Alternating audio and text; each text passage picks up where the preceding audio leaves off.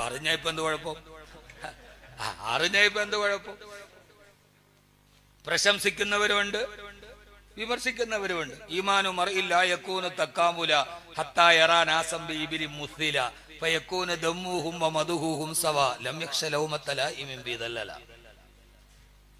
പ്രശംസിച്ചാലും നിന്ന് 10ാം ക്ലാസ് കഴിഞ്ഞിട്ട് പിറ്റേ ദിവസമാണ് ഞാൻ ഹാഫിളാവാൻ പോവുക. 7 മാസം കൊണ്ട് ഹാഫിളായി. ഇഫ്ള് കഴിഞ്ഞിട്ട് ഞാൻ വീട്ടിൽ വരുമ്പോ വാപ്പ ഇട്ടിട്ട് പോയിട്ട് കാഞ്ഞാറിന്റെ പുഴയുടെ തീരത്ത് ഒരു കൊച്ചു ഓലക്കുടിലിൽ, അവിടെ ഇതേപോലെ മഴ പെയ്താൽ താഴെ ഒരു പരമ്പ് പോലും ഇല്ല. ഉമ്മയും 2 മക്കളും രാത്രിയിൽ ചോർന്നൊലിഞ്ഞ് വെള്ളം താഴെ വീണാൽ തറയിലെ കുഴിയിൽ വീണിട്ടുണ്ടെങ്കിൽ രാത്രിയിൽ എഴുന്നേറ്റ് ചിരട്ടയിൽ മുക്കിക്കളയണം, പിന്നെ കിടക്കണമെങ്കിൽ ഉമ്മയും മക്കളും. ആ ദാരിദ്ര്യത്തിൽ നിന്ന് ഞാൻ പഠിക്കാൻ പോയിട്ട് ഉമ്മക്ക് നെഞ്ചുവേദന വന്നിട്ട് ഇനി വീട്ടിലെ അടുപ്പ് പുകയില്ല എന്ന് ഉറപ്പായപ്പോ ഹാഫിളായ ഞാൻ ചായക്കടയിൽ പോയിട്ട് സപ്ലയറായിട്ട് നിന്നു. അവിടെ ചെന്നപ്പോ എന്നോട് മുതലാളി പറഞ്ഞു 2 ജോലിയാണ്, ഒന്ന് പാത്രം കഴുകണം, ഇല്ലെങ്കിൽ മേശ തുടയ്ക്കണം. ഞാൻ പറഞ്ഞു ഞാൻ പാത്രം കഴുകിക്കോളാം. എന്തേന്ന് ചോദിച്ചാൽ ആ ചെറിയ ചായക്കടയുടെ ഓരത്തിന്നും ആ ചായക്കടയുണ്ട്. ഞാൻ ഇന്ന് എന്റെ വാഹനത്തില് മുമ്പിലൂടെ പോകുമ്പോ ആ ചായക്കടയുടെ മുമ്പിൽ ഞാനൊന്ന് ചവിട്ടും. ഇന്നും ഞാൻ മാസത്തിലൊരിക്കൽ ഉമ്മയെ കാണാൻ പോകും, ഞാനും ഭാര്യ. അപ്പോഴും ഞാൻ ആ ചായക്കടയുടെ മുമ്പിൽ ഒന്ന് മെല്ലെ നിർത്തും. ഇന്നും ആ ചായക്കട എന്റെ ചെറിയ രൂപമാറ്റം. അന്ന് ഞാൻ കുത്തിയിരുന്ന സ്ഥലമുണ്ട്, അവിടെ വലിയ വിറക് കൊണ്ടുപോയി കൂട്ടിക്കെട്ടിയിട്ടിട്ട് അതിന്റെ പുറകിലിരുന്ന് വേണം പാത്രം കെടുവാൻ. പാത്രം കെടുവന്ന് നല്ല ഇറച്ചി ബീഫിന്റെ കഷ്ണം കിട്ടും. അത് ആളുകൾ തിന്നിട്ട് 3-4 എണ്ണം പാത്രത്തിൽ മിച്ചം വെക്കും. ആരും കാണാതെ വിറക് കൂനയുടെ മറയിലിരുന്നിട്ട് ഒരു തുണ്ട് ഇറച്ചി തിന്നാനുള്ള കൊതിയിൽ എന്റെ 16ാമത്തെ വയസ്സിൽ ആളുകൾ തിന്ന ഉച്ചിട്ട് ഞാൻ ആ വിറകിന്റെ പുറകിലിരുന്നിട്ട് ആർത്തിയോടെ വാരി തിന്ന ഒരു കാലം എനിക്ക് കടന്നുപോയിട്ടുണ്ട്. എനിക്ക് പറയാൻ മടിയൊന്നുമില്ല, എന്ത് പടി. പക്ഷേ അവിടെ നിന്ന് ഇന്നെന്റെ റബ്ബ് UAE പ്രസിഡന്റിനെ അതിഥിയായി ഔദ്യോഗിക ബഹുമതിയോടെ കൊണ്ടുപോയി UAE പ്രസിഡന്റിന്റെ പാലസിൽ അദ്ദേഹത്തിന്റെ കൂടെ ഇഫ്താർ വിരുന്നിലിരുത്തി. അതുകൊണ്ട്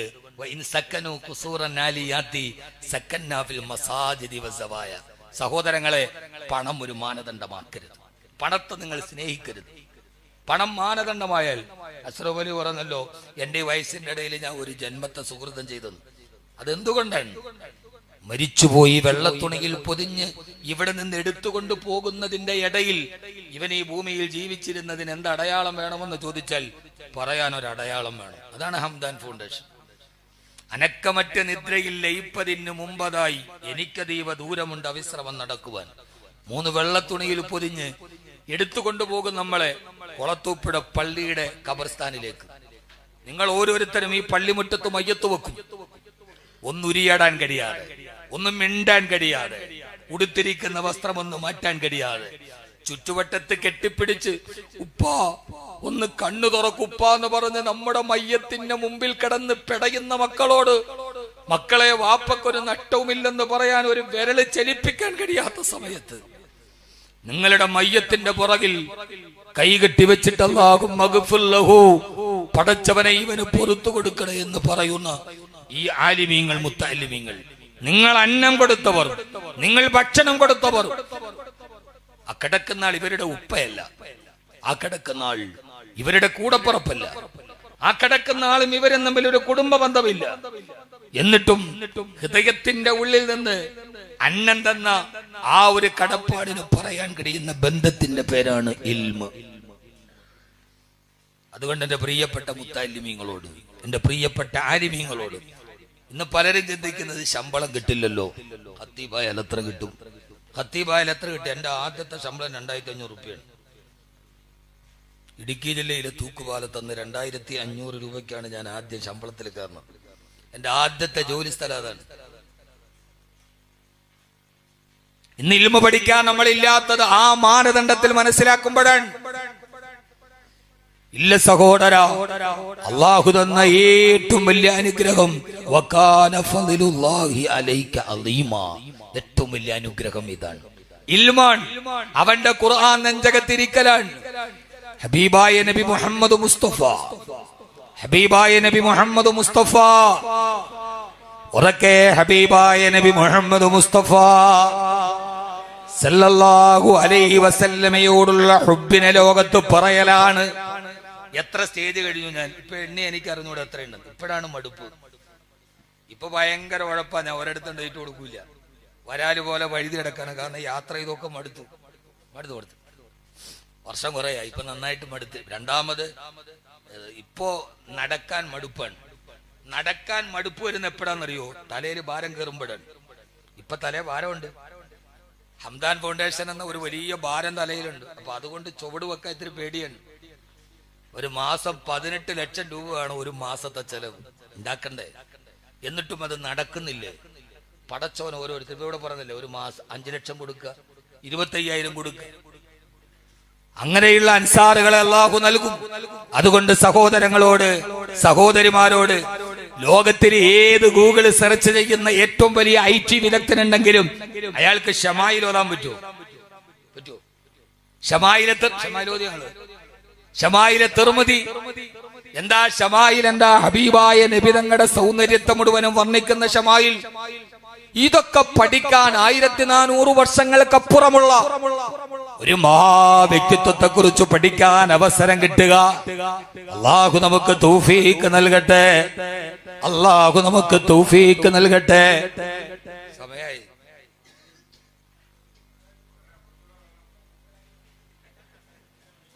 ഇത്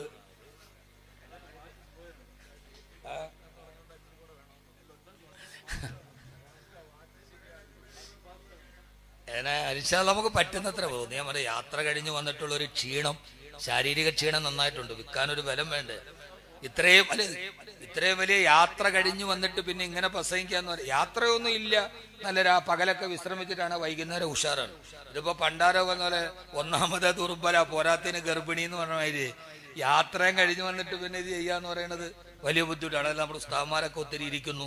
അവരൊക്കെ 4 മണിക്ക് വന്നവരാണ്. അവർക്കൊക്കെ പോണം. അല്ലാഹു നമ്മളെ സ്വീകരിക്കട്ടെ. അതുകൊണ്ട് 2 കാര്യവും, ഒരു സനദ്ദാന പ്രഭാഷണം നടത്താൻ ഞാൻ അത്ര ഇൽമുള്ള ആളല്ല. എന്നാൽ ഇഷ്ക് പറയാൻ ഞാൻ അതുമല്ല. പ്രണയം പറയാൻ ഞാനൊരു പ്രണയിനിയല്ല. പ്രഭാഷണം പറയാൻ ഞാനൊരു പ്രഭാഷകനല്ല. വൈദഗ്ധ്യം പറയാൻ ഞാനൊരു വിദഗ്ധനല്ല. നന്മകൾ പറയാൻ ഞാനൊരു നന്മ ചെയ്യുന്നവനല്ല. പിന്നെ ഞാൻ ആരാ?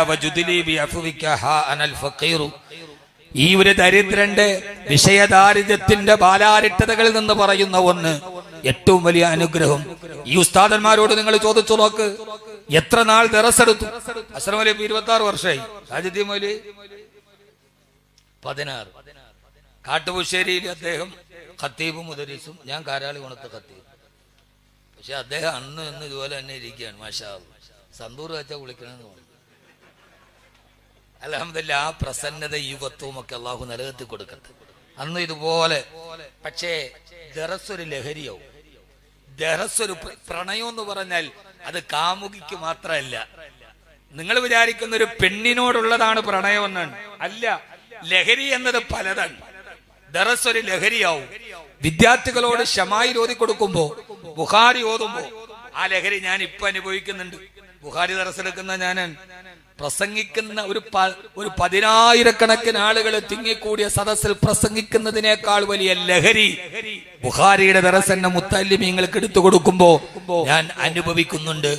ആ ഇൽമിന്റെ ലഹരിയിലേക്ക് നമ്മൾ കടക്കണം. അതൊരു ലഹരിയായി നമ്മൾ കൊണ്ടുപോകണം. ആ ലഹരി പ്രണയത്തിന്റെ ലഹരിയാവണം. ചലങ്ങളൊക്കെ ചെയ്യൂലേ? ഒരു ലഹരി, ഒരു സ്വപ്നത്തിൽ വരുന്നത് മുദരിസിന്റെ രാത്രിയിൽ സ്വപ്നത്തിൽ വരണം. മഹാനായ അല്ലാമ ഇബ്നുൽ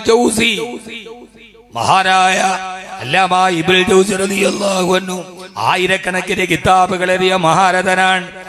ഒരു ദിവസം ദറസ് എടുത്തുകൊണ്ടിരിക്കവേ ഒരു അറാബിയായ മനുഷ്യൻ വന്ന് ചോദിച്ചു അല്ലാമ ഇബ്നുൽ ജൗസി റഹിമഹുള്ളയോട്, കുല്ല യൗമിൻ ഹുവ ഫീ ശൈഇൻ ഫബിഅയ്യി ആലാഇ റബ്ബികുമാ തുകദ്ദിബാൻ. എല്ലാ ദിവസവും അല്ലാഹു ഓരോ ജോലിയിലാണെന്നല്ലേ?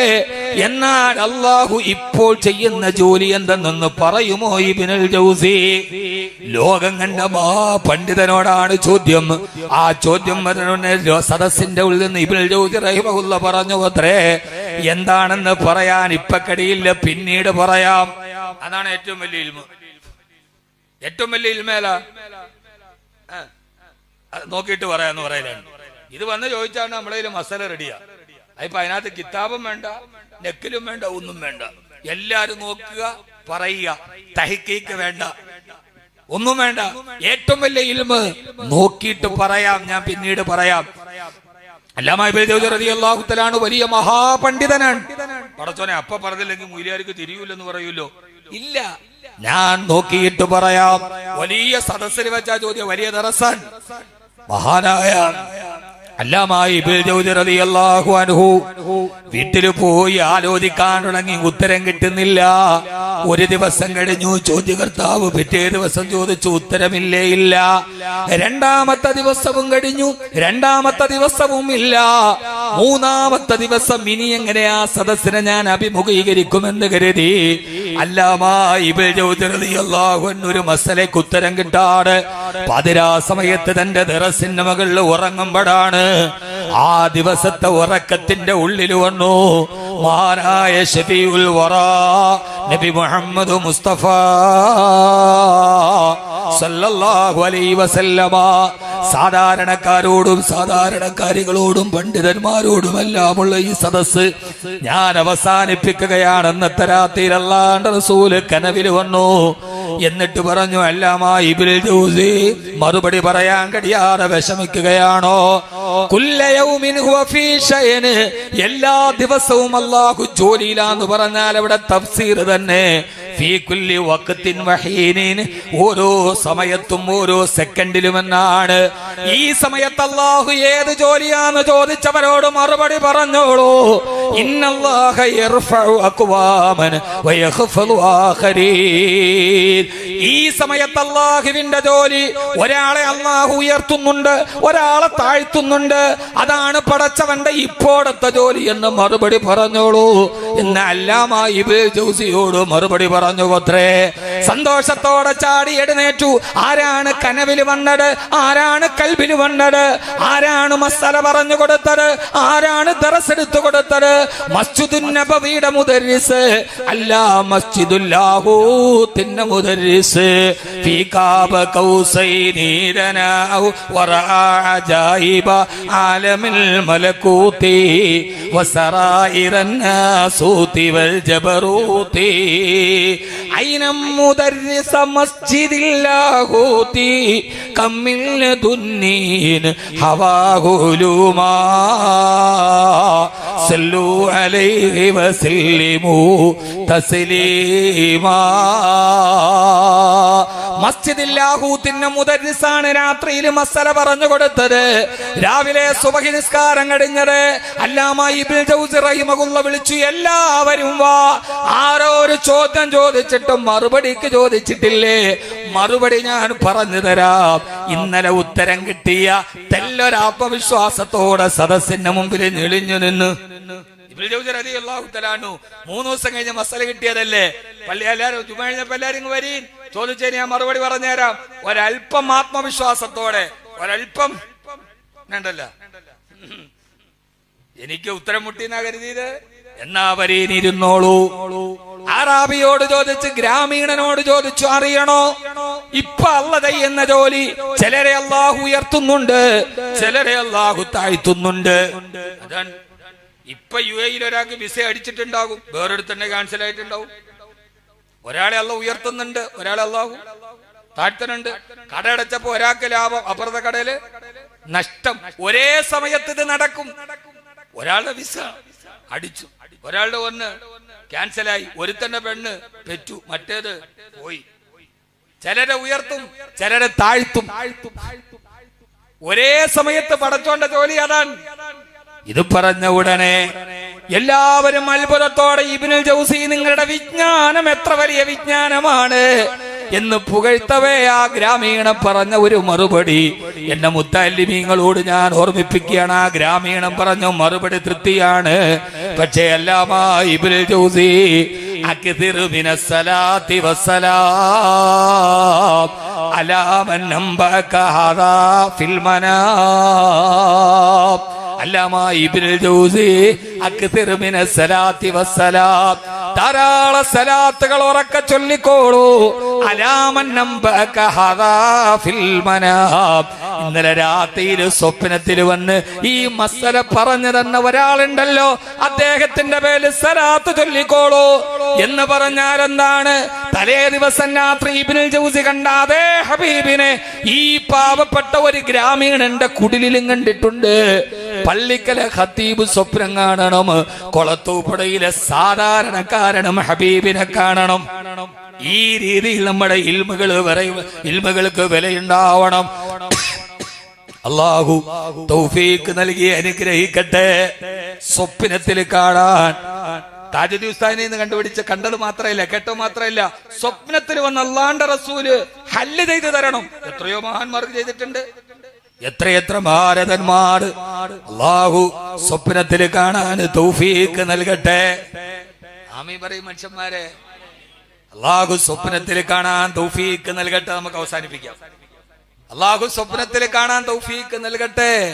ഹയ്യിൽ കയ്യൂമായവരിൽ ഹംദുകളോതി ഹബീബവരിൽ ഹാമീമൈൻ സീന ഖാഫദിനിൽ ആമന്നാ ബിറസൂലില്ലാഹി ഹസ്ബി റബ്ബി.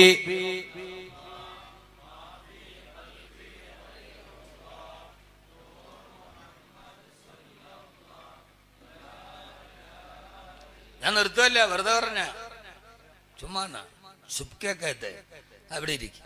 ഇനി എല്ലാവരും അവസാന സദസ്, ഒരു നാടിന്റെ വലിയ സന്തോഷത്തിന്റെ സമാപന സദസ്. നമുക്ക് അല്ലാഹുവിന്റെ ഹബീബിനെ സ്വപ്നത്തിൽ കാണാൻ ഈ റബി അല്ലാഹു തൗഫീഖ് നൽകട്ടെ. എല്ലാവരും അകത്തോട്ട് കയറിയിരുന്നോളി.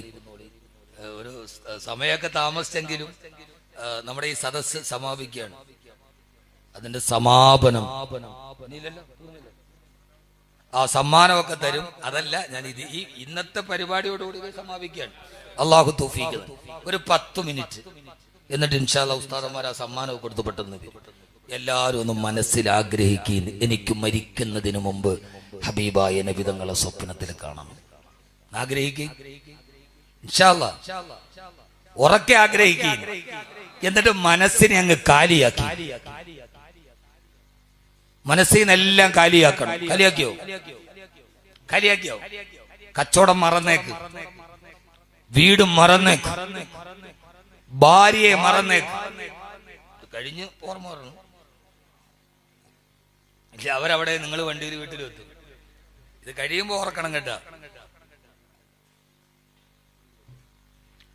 എല്ലാം മറന്നേക്ക്. സ്വപ്നത്തിൽ കാണണമെങ്കിൽ ഹൃദയത്തിൽ ഒരു രൂപം വേണ്ടേ? വേണ്ട മനുഷ്യന്മാരെ. നമ്മൾ ഉറങ്ങുന്നതിന് മുമ്പ് എന്തോർത്തിട്ടാണ് കിടക്കുന്നത് അതായിരിക്കും അന്ന് രാത്രി സ്വപ്നം കാണുക. അതാണ് സ്വപ്നത്തിന്റെ പ്രത്യേകത.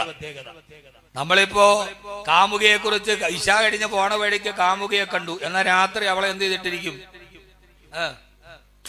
നമ്മൾ ആദ്യം സ്കൂളിൽ വെച്ച് പഠിച്ച ഒരാളെ, അന്ന് 10ാം ക്ലാസ്സിൽ ഒരു പ്രേമം ഉണ്ടായിരുന്നു, ഇശാ കഴിഞ്ഞ് പോണ വഴിക്ക് ഓളെ കണ്ടു, അന്ന് രാത്രി നമ്മൾ എന്ത് ചെയ്യേണ്ടിയിരിക്കും?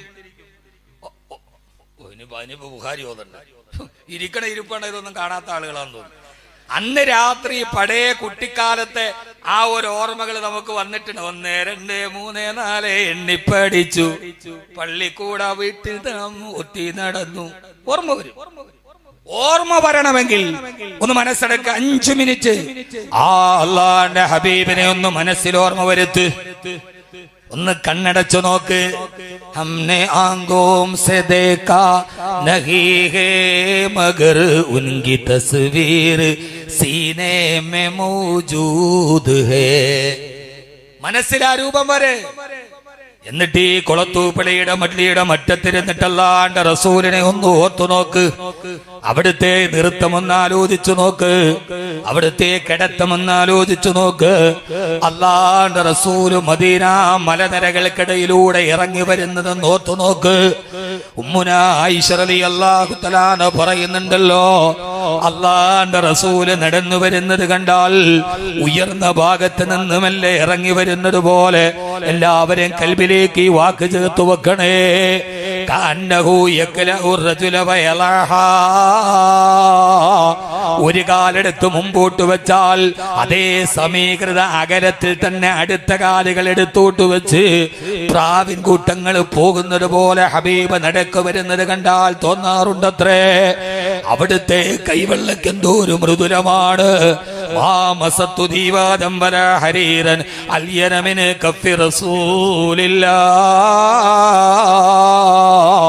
എന്റെ ഹബീബിന്റെ കൈവെള്ളയേക്കാൾ മൃദുലമായൊരു പട്ടുവസ്ത്രത്തിൽ എന്റെ കരസ്പർശം ഉണ്ടായിട്ടില്ലെന്ന് അനസ് റളിയല്ലാഹു തആല പറഞ്ഞ ഹബീബിന്റെ കൈവെള്ളയൊന്ന് ആലോചിച്ചു നോക്ക്.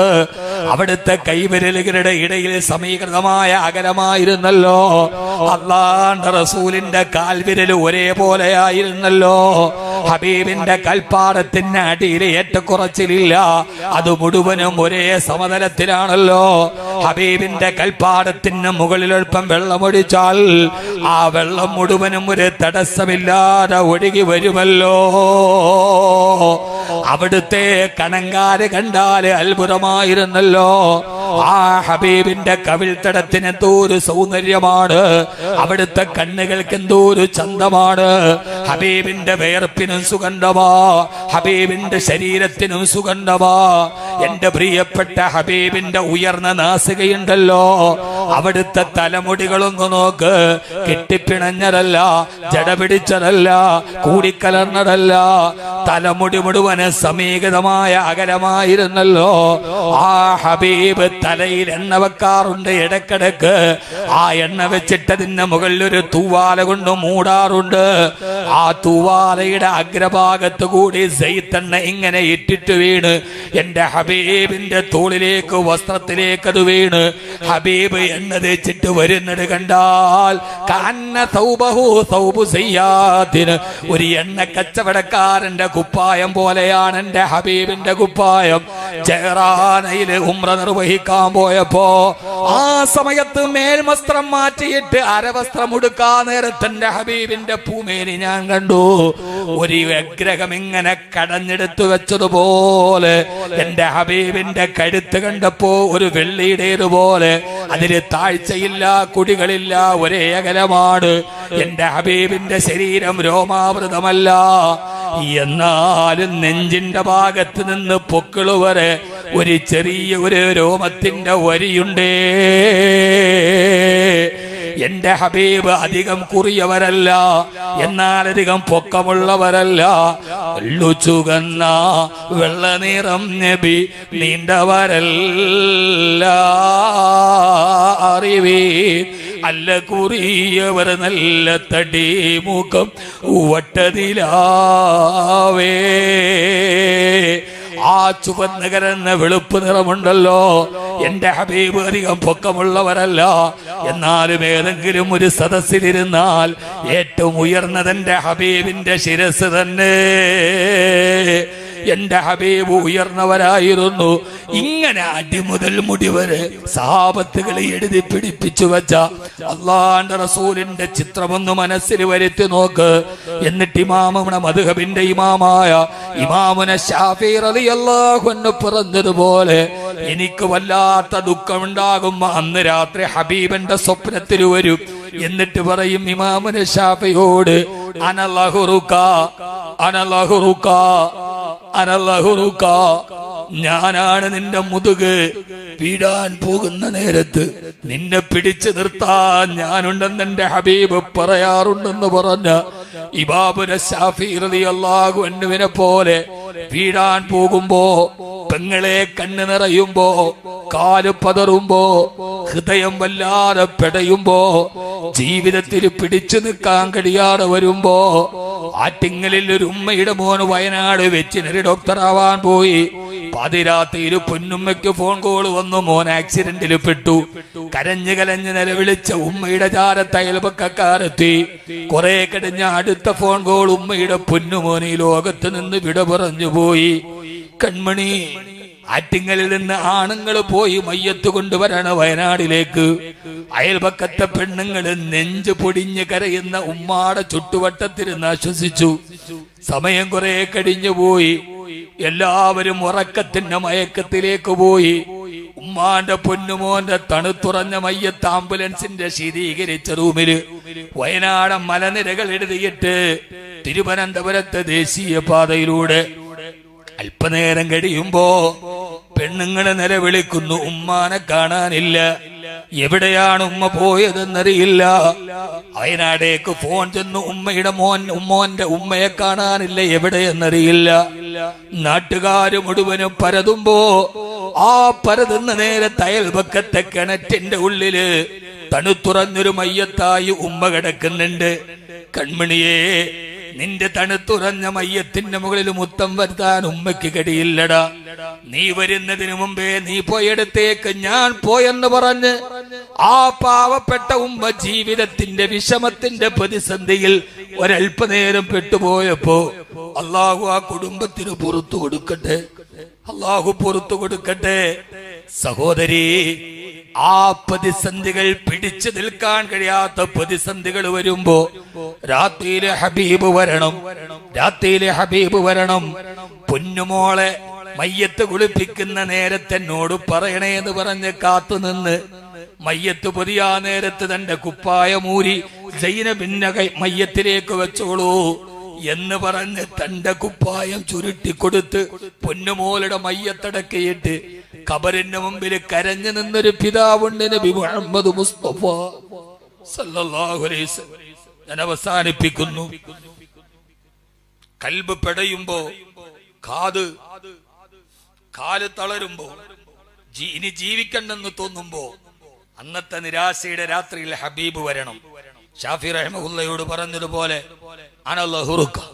ഞാനുണ്ട് നിന്റെ കൂടെ, നീ തളരണ്ടെന്ന് പറയുന്ന ആത്മീയ ഔന്നത്യത്തിന്റെ തലങ്ങളിലേക്ക് നമ്മുടെ ചിന്തകൾ, നമ്മുടെ അമലുകൾ, നമ്മുടെ സലാത്തുകൾ, നമ്മുടെ ദിക്റുകൾ, നമ്മുടെ സദഖകൾ എത്തിക്കണം. അല്ലാഹു സുബ്ഹാനഹു വ തആല തൗഫീഖ് നൽകട്ടെ എന്ന ദുആയോടുകൂടി ഈ സന്നദ്ധദാന പ്രഭാഷണത്തിൽ ഒരു മുഖ്യ പ്രഭാഷണത്തിന് വേണ്ടി ഈ വിനീതനെ വിളിച്ചതിലും കൂടുതൽ പറയാൻ സമയം കിട്ടിയില്ല. അറിഞ്ഞതിൽ പാതി പറഞ്ഞില്ല, പറഞ്ഞതിൽ പാതി പതിരായി പോയി. പറയാൻ വന്നതിന്റെ പാതി പറയാൻ പറ്റിയില്ല. ഒരു സന്നദ്ധദാന സമ്മേളനമാകുമ്പോ പറയണമെന്ന് വിചാരിച്ചു ഒന്നാണ്, പക്ഷെ പറഞ്ഞതിൽ പാതി പതിരായി പോയി. പറഞ്ഞതിൽ പാതി പതിരാണോ കതിരാണോ എന്നറിയില്ല. നിങ്ങൾ വിലയിരുത്തുക, ദുആ ചെയ്യുക. KMJ എന്ന ഈ 3 അക്ഷരം മലയോര ഗ്രാമങ്ങളിൽ, ഈ മലയോര നിരകളിൽ ഒരു വലിയ ചരിത്രം സൃഷ്ടിച്ചു. അതിന് നേതൃത്വം നൽകിയ ബഹുമാനപ്പെട്ട അഷ്റഫ് മൗലവി, ഇതിന്റെ ജമാഅത്ത് ഭാരവാഹികൾ, മുദരിസീങ്ങൾ, എല്ലാത്തിനും കൂടെ നിന്ന ജമാഅത്തിന്റെ മഹല്ലംഗങ്ങൾ, അള്ളാഹു എല്ലാവരെയും അനുഗ്രഹിക്കട്ടെ. നിങ്ങളുടെ സന്തോഷത്തിൽ പങ്കുചേരാൻ വിളിച്ചതിൽ വളരെയേറെ നന്ദി രേഖപ്പെടുത്തി ദുആ ചെയ്യണം. ഇൻഷാ അല്ലാഹ് ഹംദാൻ കാണാൻ വേണ്ടി വരണം. ആയൂര് കാരാളികോണത്താണ്. വരുമ്പോ എല്ലാ ഇംഗ്ലീഷ് മാസവും അവസാന വ്യാഴാഴ്ച അസറിന് ശേഷം 100 ഖത്മുൽ ഖുർആൻ ഓതി, അസ്മാഉൽ ഹുസ്ന ഓതി, ഹാഫിളീങ്ങൾ ഒരു ദുആ ഉണ്ട്. 300ഓളം ഹാഫിളീങ്ങളുണ്ട്. നല്ല സെൻട്രലൈസ്ഡ് AC റൂമിലാണ് അവർ കിടക്കണം. മുത്താലിങ്ങൾ അവിടെ വേണം കിടക്കാൻ. ഏറ്റവും നന്നായിട്ട് കിടക്കേണ്ടത് ഖുർആൻ പഠിക്കുന്നത് സെൻട്രലൈസ്ഡ് AC റൂമാണ്. അതോടൊപ്പം തന്നെ 2 വിദ്യാഭ്യാസം, 8ാം ക്ലാസ് മുതൽ സിവിൽ സർവീസിന്റെ foundation. I have a dream, എനിക്കൊരു സ്വപ്നമുണ്ട്. ഹാഫിളായ ആലിമായ IAS കാരൻ, അതെന്റെ സ്വപ്നമാണ്. ആ സ്വപ്നത്തിലേക്കുള്ള യാത്രയിലാണ് ഞാനുള്ളത്. നിങ്ങളുടെ ദുആ ഉണ്ടാകുമെന്ന് പ്രതീക്ഷിക്കുന്നു.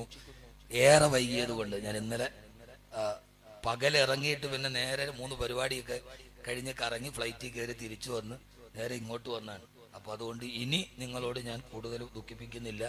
യാത്ര ചോദിച്ച് ദുആയിൽ മറക്കരുത് എന്ന് ഓർമ്മിപ്പിക്കുകയും, ആദ്യമുണ്ടായ ചെറിയൊരു അലോസരത, ഒരു അസ്വസ്ഥത നീണ്ടുപോകുമ്പോ ആർക്ക് ഉണ്ടാവാം. ഞാനൊരു മനുഷ്യനല്ലേ, അതൊരു പിന്നെ നല്ല ഫോമിലായി. അള്ളാഹു നമ്മളെ സ്വീകരിക്കട്ടെ.